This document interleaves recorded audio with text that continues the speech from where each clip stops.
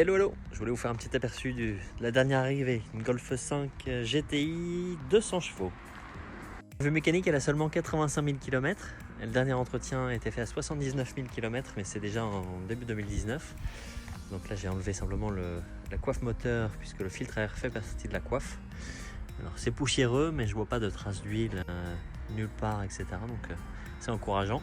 Comportement routier, j'ai rien vu d'anormal. Les pneus sont en bon état, les freins également, les amortisseurs, etc. Il n'y a pas de jeu ni claquement au roulage.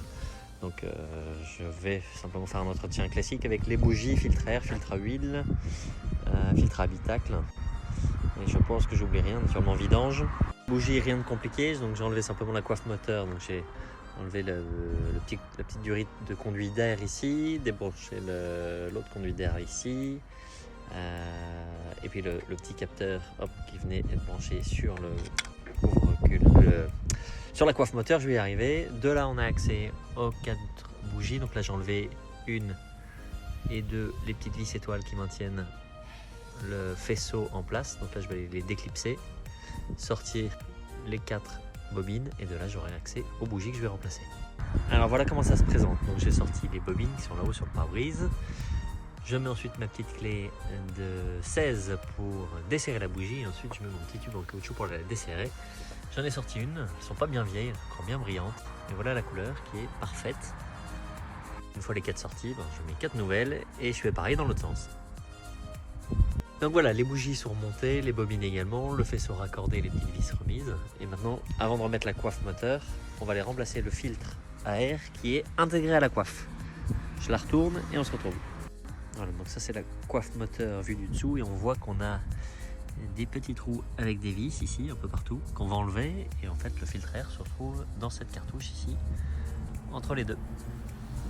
J'ai dû enlever également ce petit cône là qui tient avec un serre-clip.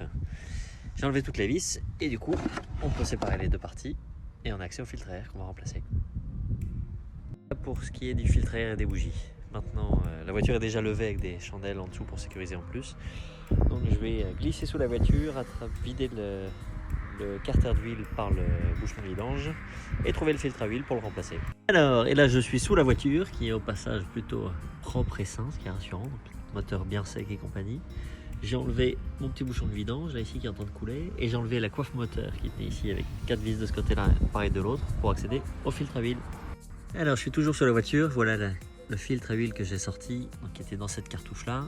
Attention de bien nettoyer ensuite les durites parce que quand vous allez enlever le filtre ici, vous allez en mettre partout. De bien enlever l'huile sur les durites caoutchouc parce que l'huile a tendance à aller ronger le caoutchouc, donc il pourrait y avoir des fuites, voire des durites qui pètent, donc bien nettoyer tout ça. Là, tout est remonté, la coiffe pour recouvrir le filtre, le bouchon de vidange là-bas, j'ai mis un petit coup de nettoyant en frein pour enlever les traces d'huile que j'avais fait. Il me reste plus qu'à remettre la voiture à plat, mettre de l'huile. Bon ça y est, la Golf d'un point de vue mécanique elle est terminée, donc elle sera en vente dès que j'aurai fait le ciel de toit.